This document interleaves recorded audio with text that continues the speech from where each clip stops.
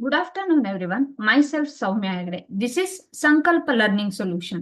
Today, we are discussing about coordination compounds. So, coordination compounds ಅಲ್ಲಿ ನಾವು ಸಬ್ topic wise classes ಏನಾಗ್ತಿದೆ ಅದನ್ನ ಮಾಡ್ತಿದ್ದೀವಿ. So today we are taking another sub topic in coordination compounds. Okay, so today we are taking crystal field theory. Okay, before going to that, we know ಎರಡು ಥಿಯರಿಗಳು ಬಂದಿದ್ವು. ಒಂದು ವರ್ನರ್ಸ್ theory, ಇನ್ನೊಂದು valence bond theory. ಈ ವರ್ನರ್ಸ್ theory ಮತ್ತೆ valence bond ಥಿಯರಿಗಳು coordination ಕಂಪೌಂಡ್ಸಿನ ತುಂಬಾ aspect ಗಳನ್ನ explain ಮಾಡೋದ್ರಲ್ಲಿ fail ಆದ್ವು. So ಈ ಎರಡು ಥಿಯರಿಗಳೇನ್ ಬಂತವಲ್ಲ, ಇವುಗಳನ್ನ ಓವರ್ಕಮ್ ಮಾಡಿ ಇನ್ನೊಂದು ಥಿಯರಿಯನ್ನ ಪ್ರಪೋಸ್ ಮಾಡಿದ್ರು. ಅದೇ crystal field theory. So crystal field theory ಏನ್ ಹೇಳುತ್ತೆ, ಕ್ರಿಸ್ಟಲ್ ಫೀಲ್ಡ್ ಥಿಯರಿಯ ಪಾಸ್ಟ್ಯುಲೇಟ್ಗಳೇನು, ಕ್ರಿಸ್ಟಲ್ ಫೀಲ್ಡ್ ಥಿಯರಿಯ ಡ್ರಾಬ್ಯಾಕ್ಗಳೇನು, ಕ್ರಿಸ್ಟಲ್ ಫೀಲ್ಡ್ ಥಿಯರಿಯಲ್ಲಿ ಯಾವ್ಯಾವ ಟರ್ಮ್ಸ್ ಇನ್ಕ್ಲೂಡ್ ಆಗುತ್ತೆ, ಇವೆಲ್ಲವನ್ನ ನಾವು ಎನರ್ಜಿಯನ್ನ ಹೇಗೆ ಕ್ಯಾಲ್ಕುಲೇಟ್ ಮಾಡ್ತೀವಿ, ಇದೆಲ್ಲದನ್ನ ನಾವು ಈ ಕ್ಲಾಸ್ ಅಲ್ಲಿ ಸ್ಟಡಿ ಮಾಡೋಣ. Okay okay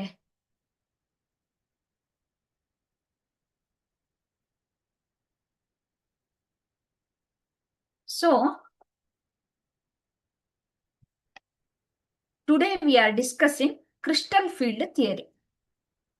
Okay, crystal field theory. The theory is an electrostatic model which considered the metal ligand bond to be ionic, arising purely from electrostatic interaction, metal ion and the ligand.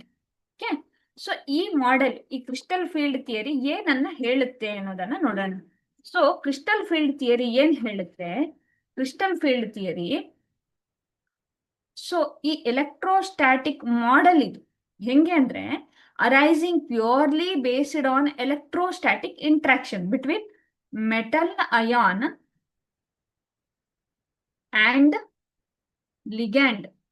Ligand ಮತ್ತೆ metal ion ಮಧ್ಯೆ electrostatic interaction ಆಗುತ್ತೆ. So electrostatic interaction ಅಂದ್ರೆ ಏನು, electrostatic interaction ಅಂದ್ರೆ there are the interaction between point charges.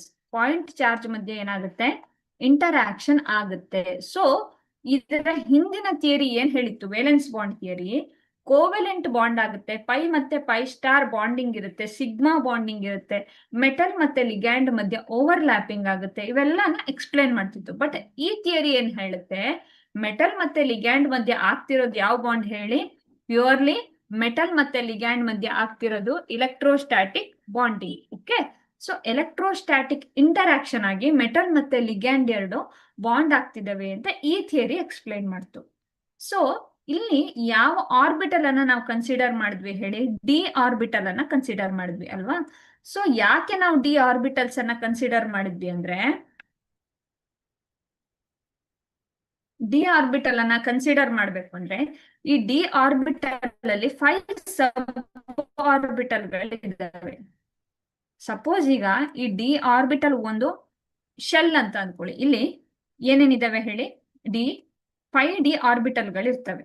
ಅದನ್ನ ಒಂದೊಂದನ್ನ ಏನ ಕರಿತೀವಿ, D X Y, D Y Z, D Z X, D X square minus Y square, D Z square. Okay, so ಈ ತರ ಏನಾಗುತ್ತೆ, ಇಲೆಕ್ಟ್ರಾನ್ ಏನ್ ಎಂಟರ್ ಆಗುತ್ತೆ, ಬಂದಿರೋದು ಒಂದು D X Y, D Y Z, D Z X, X square minus Y square, D Z square. ಈ ತರ ಏನಾಗುತ್ತೆ, ಇಲೆಕ್ಟ್ರಾನ್ಗಳು ಎಂಟರ್ ಆಗುತ್ತೆ ಅಕಾರ್ಡಿಂಗ್ ಟು ಹಂಡ್ಸ್ ರೂಲ್ ಅಲ್ವಾ. ಸೊ ಇದನ್ನ ಏನ್ ಈ ಕ್ರಿಸ್ಟಲ್ ಫೀಲ್ಡ್ ಥಿಯರಿ ಮೇನ್ ಆಗಿ ಈ D X Y, Y Z, D Z X, X square minus Y square, D Z square orbital ಗಳ ಒಂದು ಎಲೆಕ್ಟ್ರೋಸ್ಟ್ಯಾಟಿಕ್ ಇಂಟರಾಕ್ಷನ್ ಅನ್ನ ಎಕ್ಸ್ಪ್ಲೇನ್ ಮಾಡುತ್ತೆ. ಹೆಂಗಾಗುತ್ತೆ, ಲಿಗ್ಯಾಂಡ್ ಯಾವ ತರ ಅಪ್ರೋಚ್ ಮಾಡುತ್ತೆ, ಡಿ ಆರ್ಬಿಟಲ್ ವೇಕೆಂಟ್ ಇದ್ದಾಗ ಹೇಗೆ ಲಿಗ್ಯಾಂಡ್ಸ್ ಅಪ್ರೋಚ್ ಆಗುತ್ತೆ, ಸ್ಟ್ರಾಂಗ್ ಫೀಲ್ಡ್ ಲಿಗ್ಯಾಂಡ್ ಅಂದ್ರೇನು, ವೀಕ್ ಫೀಲ್ಡ್ ಲಿಗ್ಯಾಂಡ್ ಅಂದ್ರೇನು, ಇವೆಲ್ಲದನ್ನ ಎಕ್ಸ್ಪ್ಲೇನ್ ಮಾಡುತ್ತೆ ಕ್ರಿಸ್ಟಲ್ ಫೀಲ್ಡ್ ಥಿಯರಿ. ಸೊ ಒಂದೊಂದಾಗಿ ನಾವು ಡಿಸ್ಕಸ್ ಮಾಡ್ಕೊಂಡು ಬರೋಣ. ಕ್ರಿಸ್ಟಲ್ ಫೀಲ್ಡ್ ಥಿಯರಿಯಲ್ಲಿ ligands are treated as point charges in case of anion. Okay, so ಈ ಲಿಗ್ಯಾಂಡ್ ಅನ್ನ ಪಾಯಿಂಟ್ ಚಾರ್ಜಸ್ ಅಂತ ಕರಿತೀವಿ in case of anion. Anion ಅಲ್ಲಿ ಪಾಯಿಂಟ್ ಚಾರ್ಜ್ ಅಂತ ಕರಿತೀವಿ, ನ್ಯೂಟ್ರಲ್ ಮಾಲಿಕ್ಯೂಲ್ಸ್ ಅಲ್ಲಿ ಪಾಯಿಂಟ್ ಡೈಪೋಲ್ಸ್ ಅಂತ ಕನ್ಸಿಡರ್ ಮಾಡ್ತೀವಿ ನಾವು. ಪಾಯಿಂಟ್ ಚಾರ್ಜ್ ಅಂತೀವಿ, ಪಾಯಿಂಟ್ ಡೈಪೋಲ್ ಅಂತೀವಿ. ಈಗ ಈ ಪಾಯಿಂಟ್ ಡೈಪೋಲ್ ಅಂದ್ರೆ ಏನಂದ್ರೆ ಯಾವ ಕೇಸಲ್ಲಿ ಇದೆ ಅಂದ್ರೆ NH3 ಇರ್ಬೋದು, H2O ಇರ್ಬೋದು, ಅಮೋನಿಯಾ ಇರ್ಬೋದು, ಎಕ್ವಾ ಮಾಲಿಕ್ಯೂಲ್, ಈ ತರ ನ್ಯೂಟ್ರಲ್ ಮಾಲಿಕ್ಯೂಲ್ ಇದ್ದಾಗ ಪಾಯಿಂಟ್ ಡೈಪೋಲ್ ಅಂತ ಕನ್ಸಿಡರ್ ಮಾಡ್ತೀವಿ. ಸೊ ಈ ಲಿಗ್ಯಾಂಡ್ಸ್ ಏನಾಗುತ್ತೆ, they are treated negative point charge in case of Cl minus, Br minus. ಈ ಕೇಸ್ಗಳಲ್ಲೆಲ್ಲ ಏನಾಗುತ್ತೆ, ಪಾಯಿಂಟ್ ಚಾರ್ಜಸ್ ಅಂತ ಆಗುತ್ತೆ. So case of anion point dipole in neutral molecule. ಇಲ್ಲಿವರೆಗೆ ಕ್ಲಿಯರ್ ಆಯ್ತಾ? ಸೊ ಈಗ ಒಂದು ಸ್ಟೋರಿ ಬಿಗಿನ್ ಆಗುತ್ತೆ. ಸೊ ದ 5d ಆರ್ಬಿಟಲ್ ಇದೆ ನನ್ನ ಹತ್ರ. They are in isolated gaseous metal atom or ion have same energy. ಅಂದ್ರೆ ಈಗ ನಾನು ಏನ್ ಕನ್ಸಿಡರ್ ಮಾಡ್ತೀನಿ, ಫಸ್ಟ್ ಪಾಸ್ಟುಲೇಟ್ ಏನಂದ್ರೆ ಕ್ರಿಸ್ಟಲ್ ಫೀಲ್ಡ್ ಥಿಯರಿಯಲ್ಲಿ ಈ 5d ಆರ್ಬಿಟಲ್ ಏನಿದೆ, ಐಸೋಲೇಟೆಡ್ ಗ್ಯಾಶಿಯಸ್ ಮೆಟಲ್ ಅಯಾನ್ ಅಥವಾ ಆಟಮ್ ಇದ್ರೆ ದೇ ಹ್ಯಾವಿಂಗ್ ಸೇಮ್ ಎನರ್ಜಿ. ಅವುಗಳಿಗೆ ಸೇಮ್ ಎನರ್ಜಿ ಇದೆ. They are called degenerated orbital. ನಿಮ್ಗೆ ಈಗ ಪಿಕ್ಚರ್ ಕಾಣಿಸ್ತಿದೆ ನೋಡಿ. ಈ ಡಿ ಆರ್ಬಿಟಲ್ ಅಲ್ಲಿ 5d ಆರ್ಬಿಟಲ್ ಇದೆ. ಅದು DXY, DYZ, DZX, X² minus Y², DZ². ಈ ಎಲ್ಲಾ ಆರ್ಬಿಟಲ್ ಗಳಿಗೂ ಏನಿದಾವೆ, ಡಿಜೆನರೇಟೆಡ್ ಆರ್ಬಿಟಲ್ಸ್ ಅಂತೀವಿ. They having same energy. ಅದಕ್ಕೆಲ್ಲ ಏನಿದೆ ಹೇಳಿ, ಸೇಮ್ ಎನರ್ಜಿ ಇರುತ್ತೆ ಅಂತ ಕನ್ಸಿಡರ್ ಮಾಡ್ತೀವಿ. ಸೊ ಯಾವಾಗ ಸೇಮ್ ಎನರ್ಜಿ ಇರುತ್ತೆ ಆ ಕಂಡೀಷನ್ ಅನ್ನು ನೋಡೋಣ. Okay, the degeneracy maintained if spherical symmetry of spherical symmetrical field of negative charges surrounds the metal atom or ion. Okay, consider, ಈಗ ನಾನು ಹಿಂಗ್ ಇಟ್ಕೊಂಡಿದ್ದೀನಿ, ನನ್ನ ಸುತ್ತ ಒಂದು ಸ್ಪೆರಿಕಲ್ ಸಿಮೆಟ್ರಿಕಲ್ ಫೀಲ್ಡ್ ಇದೆ ಅಂತ ಕನ್ಸಿಡರ್ ಮಾಡಿ. ನಾನೊಂದು ಡಿ ಆರ್ಬಿಟಲ್. ಎಲ್ಲಿವರೆಗೆ ಈ ಡಿಜೆನರಸಿ ಮೇಂಟೈನ್ ಆಗುತ್ತೆ, ಎಲ್ಲರಿಗೂ ಒಂದೇ ತರದ ಎನರ್ಜಿ ಇರುತ್ತೆ, ಎಲ್ಲಿವರೆಗೆ ಈ ಸ್ಪೆರಿಕಲ್ ಸಿಮೆಟ್ರಿ ಇದೆಯಲ್ಲ, ಈ ಸ್ಪೆರಿಕಲ್ ಸಿಮೆಟ್ರಿಕಲ್ ಫೀಲ್ಡ್ ಎಲ್ಲಿವರೆಗೆ ಮೇಂಟೈನ್ ಆಗುತ್ತೋ ಅಲ್ಲಿವರೆಗೆ ಡಿಜೆನರಸಿ ಮೇಂಟೈನ್ ಆಗ್ತಾ ಇರುತ್ತೆ. ಅಂದ್ರೆ ಈಗ ನಾನು ಈ ತರ ಒಂದು ಹಿಂಗಿದ್ದೀನಿ ಅಂದ್ರೆ ಅನ್ಲೆಸ್ ಅಂಟಿ ನನ್ನನ್ನ ಆ ಕಡೆ ಈ ಕಡೆಯಿಂದ ಪುಷ್ ಮಾಡೋವರೆಗೆ ನಾನೊಂದು ಸಿಮೆಟ್ರಿಯಲ್ಲಿ ಇರ್ತೀನಿ. ಯಾವಾಗ ನಂಗೆ ಅಸಿಮೆಟ್ರಿ ಬರುತ್ತೆ, ಯಾವಾಗ ಮೆಟಲ್ ಅಯಾನಿಗೆ ಅಸಿಮೆಟ್ರಿ ಬರುತ್ತೆ ಹೇಳಿ, when the negative field is due to ligand, either anion or negative end of dipole molecule. Dipole molecule ಅಂದ್ರೆ ದಟ್ ಇಸ್ ನೆಗೆಟಿವ್ ಮತ್ತೆ ಪಾಸಿಟಿವ್ ಎಂಡ್ ಇರುತ್ತೆ. ಸೊ ಈ ಎರಡು ಇದ್ದಾಗ ಏನಾಗುತ್ತೆ, ಇನ್ ಅ ಕಾಂಪ್ಲೆಕ್ಸ್, ಒಂದು ಕಾಂಪ್ಲೆಕ್ಸ್ ಅಲ್ಲಿ negative field is due to ligand ಇಂದ ಬರುವಂತಹ ನೆಗೆಟಿವ್ ಫೀಲ್ಡ್ ಅಥವಾ ಡೈಪೋಲ್ ಮಾಲಿಕ್ಯೂಲ್ಸ್ ಇಂದ ಬರುವ ನೆಗೆಟಿವ್ ಫೀಲ್ಡ್ ಇದೆಯಲ್ಲ, ಇದರಿಂದ ಏನಾಗುತ್ತೆ, ಅಸಿಮೆಟ್ರಿ ಫಾರ್ಮೇಶನ್ ಆಗುತ್ತೆ. ಆವಾಗ ಏನಾಗುತ್ತೆ, ಈ degeneracy of the D orbital disturb ಆಗುತ್ತೆ. ಓಕೆ, ಸೊ ಡಿಜೆನರಸಿ ಡಿಸ್ಟರ್ಬ್ ಆಯ್ತು, ಅವಾಗ ಏನಾಗುತ್ತೆ, this D orbital splits into 2 parts. Splitting of the D orbital. ಈ ಸ್ಪ್ಲಿಟ್ಟಿಂಗ್ ಯಾವಾಗ ರಿಸಲ್ಟ್ಸ್ ಇನ್ ಅ ಸ್ಪ್ಲಿಟ್ಟಿಂಗ್. ಈ ಸ್ಪ್ಲಿಟ್ಟಿಂಗ್, ಈ ಪ್ಯಾಟರ್ನ್ ಆಫ್ ಸ್ಪ್ಲಿಟ್ಟಿಂಗ್ ಅನ್ನು ಏನಂತ ಕರಿತೀವಿ ನಾವು, ಕ್ರಿಸ್ಟಲ್ ಫೀಲ್ಡ್ ಸ್ಪ್ಲಿಟ್ಟಿಂಗ್ ಅಂತ ಕರಿತೀವಿ. ಓಕೆ, ಸೊ ಎಲ್ಲಿವರೆಗೆ ಬಂದ್ವಿ ನಾವು, ಫಸ್ಟ್ ಡಿ ಆರ್ಬಿಟಲ್ ಎಲ್ಲದಕ್ಕೂ ಸೇಮ್ ಎನರ್ಜಿ ಇತ್ತು, they are degenerated D orbital. So ಈ ಡಿಜೆನರೇಟೆಡ್ ಡಿ ಆರ್ಬಿಟಲ್ ಇದ್ರೆ ಇವುಗಳಿಗೆ ಏನಾಗುತ್ತೆ ಅಂದ್ರೆ, these are maintained in one spherical symmetrical field. ಈ ಸಿಮೆಟ್ರಿಕಲ್ ಫೀಲ್ಡ್ ಯಾವಾಗ ಡಿಸ್ಟರ್ಬ್ ಆಯ್ತು ಬೈ ನೆಗೆಟಿವ್ ಅಯಾನ್ ಅಲ್ವಾ, negative field of the ions, anions are negative end of dipole molecule like NH3 H2O in a complex. ಈ ತರದ complex ಗಳಲ್ಲಿ ಅಥವಾ ಒಂದು negative field ಇದ್ರೆ ಅವು ಏನ್ ಮಾಡುತ್ತೆ, ಈ symmetrical field of negative charges of the ion ಅನ್ನ, ಏನ್ ಮೆಟಲ್ ಆಟಮ್ ಅನ್ನ ಡಿಸ್ಟರ್ಬ್ ಮಾಡುತ್ತೆ. ಆ ಡಿಸ್ಟರ್ಬ್ ಮಾಡಿದಾಗ it became asymmetrical and the splitting occurs of the D orbital. D orbital ಅಲ್ಲಿ ಒಂದು ಸ್ಪ್ಲಿಟ್ಟಿಂಗ್ ಆಗುತ್ತೆ. ಇದನ್ನೇ ಏನಂತ ಕರಿತೀವಿ ನಾವು, ಕ್ರಿಸ್ಟಲ್ ಫೀಲ್ಡ್ ಸ್ಪ್ಲಿಟ್ಟಿಂಗ್ ಅಂತ ಕರಿತೀವಿ. Okay, next it results in a splitting of degenerate orbital. ಅಂದ್ರೆ ಏನಾಗುತ್ತೆ, ಈ DXY, DYZ, DZX, DX² minus Y², DZ² ಅದು ಏನಾಗುತ್ತೆ, DX² minus Y², DZ², DXY, D Y Z D Z X ಇದ್ರೆ ಈ ತರ ಏನಾಗುತ್ತೆ, ಸ್ಪ್ಲಿಟ್ಟಿಂಗ್ ಆಗುತ್ತೆ ಎರಡು ಎನರ್ಜಿ ಲೆವೆಲ್ಗೆ. ಅದನ್ನ ಏನಂತೀವಿ, ಒಂದು ಪ್ಯಾಟರ್ನ್ ಅನ್ನ ಅದು ಮೇಂಟೈನ್ ಮಾಡುತ್ತೆ. ಅದು ಏನು ಅಂತ ನೋಡೋಣ. The result in splitting of D orbital, the pattern depends on, ಯಾವ್ದ್ರ ಮೇಲೆ ಡಿಪೆಂಡ್ ಆಗುತ್ತೆ? The nature of the crystal field. Crystal ಫೀಲ್ಡಿನ ನೇಚರ್ ಮೇಲೆ ಈ ಸ್ಪ್ಲಿಟ್ಟಿಂಗ್ ಏನಾಗುತ್ತೆ, ಡಿಪೆಂಡ್ ಆಗುತ್ತೆ. ಅರ್ಥ ಆಯ್ತಾ? ಯಾಕೆ ಸ್ಪ್ಲಿಟ್ಟಿಂಗ್ ಆಗುತ್ತೆ ಅಂತ ಆಯ್ತು ಹೇಳಿ. ಏನು ಸ್ಪೆರಿಕಲ್ ಸಿಮೆಟ್ರಿಕಲ್ ಎನರ್ಜಿ ಇತ್ತಲ್ಲ, ಅದು ಡಿಸ್ಟರ್ಬ್ ಆಗಿ ಏನ್ ಬಂತು, ಸ್ಪ್ಲಿಟ್ಟಿಂಗ್ ಆಯ್ತು. ಈ ಸ್ಪ್ಲಿಟ್ಟಿಂಗ್ ಏನಾಗುತ್ತೆ ಹೇಳಿ, ಸ್ಪ್ಲಿಟ್ಟಿಂಗ್ ಇಂದ ಯಾವ್ದ್ರ ಮೇಲೆ ಡಿಪೆಂಡ್ ಆಗುತ್ತೆ? Upon nature of the crystal field. Crystal ಫೀಲ್ಡಿನ ನೇಚರ್ ಏನಿದೆ ಅದರ ಮೇಲೆ ಡಿಪೆಂಡ್ ಆಗುತ್ತೆ. Okay, next this crystal field theory. Okay, ಇಲ್ಲಿ ನೋಡ್ತಾ ಇದ್ದೀರಾ ನೀವು ಪಿಕ್ಚರ್ಲಿ, ಇಲ್ಲಿ 5 ಫೋಲ್ಡ್ ಡಿಜನರೇಟೆಡ್ ಆರ್ಬಿಟಲ್ ಅಲ್ವಾ?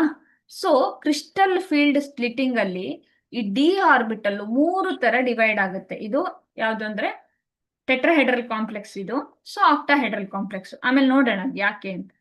ಸೊ ಈ D X Y Z Z X ಇದೆಯಲ್ಲ, ಇಲ್ಲಿ ನೋಡಿ, ಇದರ ಮಧ್ಯ ಒಂದು ಎನರ್ಜಿ ಗ್ಯಾಪ್ ಕ್ರಿಯೇಟ್ ಆಗುತ್ತೆ. ಅದನ್ನ ಡೆಲ್ಟಾ ಟಿ ಅಂತ ಕನ್ಸಿಡರ್ ಮಾಡ್ತೀವಿ. ಈ ಲೈನ್ ಇದೆಯಲ್ಲ, ಇದು ಸಿ ಜಿ ಲೈನ್ ಅಂತ ಕರಿತೀವಿ. ಇಲ್ಲಿ ಏನಾಗುತ್ತೆ, ಎನರ್ಜಿ 0 ಇರುತ್ತೆ. ಅಂದ್ರೆ ಎನರ್ಜಿ ಬ್ಯಾರಿಯರ್ ಇಲ್ಲಿ 0 ಮೇಂಟೈನ್ ಆಗಿರುತ್ತೆ. ಅದ್ರಿಗಿಂತ ಮೇಲೆ ಇರೋದು 5 ಡಿ ಕ್ಯೂ ಎನರ್ಜಿ, ಅದ್ರಿಗಿಂತ ಕೆಳಗಡೆ ಇರೋದು -10 ಎನರ್ಜಿ. ಸಪೋಸ್ ಇವೆರಡನ್ನು ಏನ್ ಮಾಡ್ತೀವಿ ನಾವು ಕನ್ಸಿಡರ್ ಮಾಡಿದಾಗ, ಟೋಟಲ್ ಎನರ್ಜಿ ಚೇಂಜು 0 ಬರ್ಬೇಕಾಗುತ್ತೆ. ಓಕೆ, ಸೊ ಎನರ್ಜಿ ಚೇಂಜ್ ಏನಾಗುತ್ತೆ, 0 ಅಂತ ಕನ್ಸಿಡರ್ ಮಾಡ್ತೀವಿ ನಾವು. ಓಕೆನಾ? ಸೊ ಇಲ್ಲಿ T2G ಮತ್ತೆ ಇ-ಜಿ ಲೆವೆಲ್ ಅಲ್ಲಿ ಏನಾಗುತ್ತೆ, ಎನರ್ಜಿ ಚೇಂಜಸ್ ಆಗುತ್ತೆ. Okay, crystal field splitting in octahedral complex that denoted by delta O. ಏನಂತ ಕರಿತೀವಿ ಅದನ್ನ? ಡೆಲ್ಟಾ ಓ ಅಂತ ಕರಿತೀವಿ. In octahedral complex. Octahedral complex ಅಂದ್ರೇನೆ ನಮ್ಗೇನ್ ಗೊತ್ತಾಯ್ತು ಹೇಳಿ? ಆಕ್ಟಾಹೆಡ್ರಲ್ ಕಾಂಪ್ಲೆಕ್ಸ್ ಅಂದ್ರೆ ಯಾವುದು? ಆಕ್ಟಾಹೆಡ್ರಲ್ ಕಾಂಪ್ಲೆಕ್ಸ್ ಅಂದ್ರೆ 6 ಲಿಗ್ಯಾಂಡ್ಸ್ ಇದಾವೆ ಅಂತ ಅರ್ಥ. So 6 ligands surrounding the metal atom or ion. Metal atom ಅಥವಾ ಅಯಾನ್ ಇಂದ 6 ಲಿಗ್ಯಾಂಡ್ ಸರೌಂಡ್ ಆಗಿದೆ. there will be repulsion between electrons in the metal d orbital and the electrons of negative charge of the ligand or negative of dipole part. Okay, such repulsion is more when metal d orbital directed towards the ligand than it's away from the ligand. So ನಾವು ಈ case ಅನ್ನ consider ಮಾಡಿದ್ರೆ ಆಕ್ಟಾ X Y, okay, ಇಲ್ಲಿ Y Z, ಇನ್ನೊಂದು Z X ಅಂತ consider ಮಾಡಿದ್ರೆ ನೀವು ಇಲ್ಲಿ x² - y² ಏನಾಗುತ್ತೆ ನೋಡಿ. ಈ ತರ ಇದ್ದಾಗ ಒಂದು ಎಕ್ಸ್ ವೈ, ಇನ್ನೊಂದು ವೈ ಝೆಡ್, ಇನ್ನೊಂದು ಝೆಡ್ ಎಕ್ಸ್, x² - y², ಇನ್ನೊಂದು z² ಅಂತ ಕನ್ಸಿಡರ್ ಮಾಡ್ತೀವಿ. ಇಲ್ಲಿ ಏನಾಗುತ್ತೆ, ಆಕ್ಟಾಹೆಡ್ರಲ್ ಕಾಂಪ್ಲೆಕ್ಸ್ ಅಲ್ಲಿ ಲಿಗ್ಯಾಂಡ್ ಯಾವಾಗ ಅಪ್ರೋಚ್ ಆಗುತ್ತೆ, ಲಿಗ್ಯಾಂಡ್ ಅಪ್ರೋಚ್ ಆದಾಗ ಇದು ರಿಪಲ್ಷನ್ ಅನ್ನ ಜಾಸ್ತಿ ತೋರಿಸ್ತಾ ಇರುತ್ತೆ. ಅಂದ್ರೆ ಇವು ಸ್ಪ್ಲಿಟ್ಟಿಂಗ್ ಅನ್ನ ಜಾಸ್ತಿ ತೋರಿಸುತ್ತೆ, ಇವು ಹೈಯರ್ ಲೆವೆಲ್ಗೆ ಹೋಗುತ್ತೆ. ಅಕಾರ್ಡಿಂಗ್ ಏನ್ ಹೇಳಿ, ಕಂಪೇರ್ ಟು ದಿಸ್, ಈ D X Y, D Y Z, D Z X ಅನ್ನ ಕನ್ಸಿಡರ್ ಮಾಡಿದ್ರೆ ನಾನು, ಇವು ಮೂರಲ್ಲೂ ಏನು ರಿಪಲ್ಷನ್ ತೋರಿಸುತ್ತೆ ಅದು ಲೆಸ್ ಆಗಿರುತ್ತೆ. Then what, then D x² - y², D z² ಗಿಂತ ಏನಾಗುತ್ತೆ, ರಿಪಲ್ಷನ್ ಕಡಿಮೆ ಇರುತ್ತೆ. Okay, next, such repulsion is more when D orbitals directed towards the ligand. ಯಾವಾಗ ಲಿಗ್ಯಾಂಡ್ ಬರ್ತಾ ಇರುತ್ತಲ್ಲ ಅವಾಗ ರಿಪಲ್ಷನ್ ಜಾಸ್ತಿ ಇರುತ್ತೆ. Then that ligands are away from the metal atom. Metal atom ಇಂದ ಏನಾಗುತ್ತೆ, ಸ್ವಲ್ಪ ಹೊರಗಡೆ ಹೋಗುತ್ತೆ. Thus in this case, okay, D x² - y², D z² orbitals which point towards the axis. ಆಕ್ಸಿಸಿನ ಟುವರ್ಡ್ಸ್ ಇರೋದಕ್ಕೆ ಲಿಗ್ಯಾಂಡ್ ಏನ್ ಮಾಡುತ್ತೆ, ಹೆಚ್ಚು ರಿಪಲ್ಷನ್ ಅನ್ನ ಎಕ್ಸ್ಪೀರಿಯನ್ಸ್ ಮಾಡುತ್ತೆ. ಸೊ ಇವರ ಎನರ್ಜಿ ಲೆವೆಲ್ ಹೈ ಇರುತ್ತೆ. ಇದನ್ನ ಡೆಲ್ಟಾ ಇ ಅಂತ ಕರಿತೀವಿ. D X Y Y Z Z square X Z X X square minus Y square D Z square. ಇಲ್ಲಿ X Y Y Z Z X X square minus Y square D Z square ಇವು degenerate ಆಗುತ್ತೆ. Degenerate ಆದ್ರೆ ಇವು ಯಾಕೆ ಮೇಲ್ಗಡೆ ಹೋಗುತ್ತೆ, they show more repulsion than X Y Y Z Z X. Okay, so this is called ಏನಂತ ಕರಿತೀವಿ ನಾವು, D X square minus Y square D Z square ಇದೆಯಲ್ಲ, ಇದೇನ್ ತೋರಿಸುತ್ತೆ, ಹೆಚ್ಚು ರಿಪಲ್ಷನ್ ಅನ್ನ ತೋರಿಸುತ್ತೆ. ಇದನ್ನ ನಾನು ಏನಂತ ಕರಿತೀನಿ, ಇ ಜಿ ಲೆವೆಲ್ ಅಂತ ಕರಿತೀನಿ. ಕೆಳಗಡೆ ಇದನ್ನ T2G ಲೆವೆಲ್ ಅಂತ ಕನ್ಸಿಡರ್ ಮಾಡ್ಕೋತೀನಿ. Okay, D X Y Y Z Z X are directed between the axis. ಇಲ್ಲಿ ಅಲ್ಲೇನೈತೆ ಹೇಳಿ, ಹಿಂದಿನ ಕೇಸಲ್ಲಿ ಪಾಯಿಂಟ್ ಟುವರ್ಡ್ಸ್ ದ ಆಕ್ಸಿಸ್, ಇಲ್ಲಿ ಬಿಟ್ವೀನ್ ದ ಆಕ್ಸಿಸ್ ಇರೋದಕ್ಕೆ. So average energy in spherical crystal field ಏನಿರುತ್ತೆ, ಲೋವರ್ ಇರುತ್ತೆ. ಹಂಗಾಗಿ ಅವನ್ನ ಕೆಳಗಡೆ ಬರ್ಕೊಳ್ತೀವಿ ನಾವು, ಲೋವರ್ ಎನರ್ಜಿ ಲೆವೆಲ್ ಅಂತ ಕನ್ಸಿಡರ್ ಮಾಡ್ತೀವಿ. ಯಾವಾಗ ಕ್ರಿಸ್ಟಲ್ ಫೀಲ್ಡ್ ಅಲ್ಲಿ ಡಿಜೆನರಸಿ ರಿಮೂವ್ ಆಗುತ್ತೆ ಹೇಳಿ, ಯಾವಾಗ ಲಿಗ್ಯಾಂಡ್ ಇಲೆಕ್ಟ್ರಾನ್ ಅನ್ನ ಏನ್ ಮಾಡುತ್ತೆ, ಅಪ್ರೋಚ್ ಆಗುತ್ತೆ, ಮೆಟಲ್ ಆಟಮ್ ಅನ್ನ ಅಪ್ರೋಚ್ ಆಗುತ್ತೋ ಅವಾಗ ಏನಂತ ಕರಿತೀವಿ, ಈ ಆಕ್ಟಾಹೆಡ್ರಲ್ ಕಾಂಪ್ಲೆಕ್ಸ್ ಅದರ ಡಿಜೆನರಸಿ ಸಿಮೆಟ್ರಿಯನ್ನ ಕಳ್ಕೊಂತು ಅಂತ ಹೇಳ್ತೀವಿ. ಓಕೆನಾ. So in this octahedral complex ಎರಡು ತರ ಸ್ಪ್ಲಿಟ್ಟಿಂಗ್ ಆಗುತ್ತೆ ಸ್ಟೂಡೆಂಟ್ಸ್. ಒಂದು T2G, ಇನ್ನೊಂದು EG ಅಂತ ಎರಡು ಲೆವೆಲ್ ಆಗಿ ಏನಾಗುತ್ತೆ ಹೇಳಿ, ಸ್ಪ್ಲಿಟ್ಟಿಂಗ್ ಆಗುತ್ತೆ.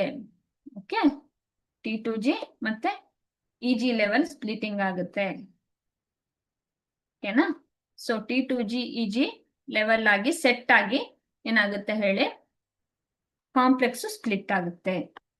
Next, the splitting of degenerated level to the presence of ligand is defined as termed as crystal field splitting.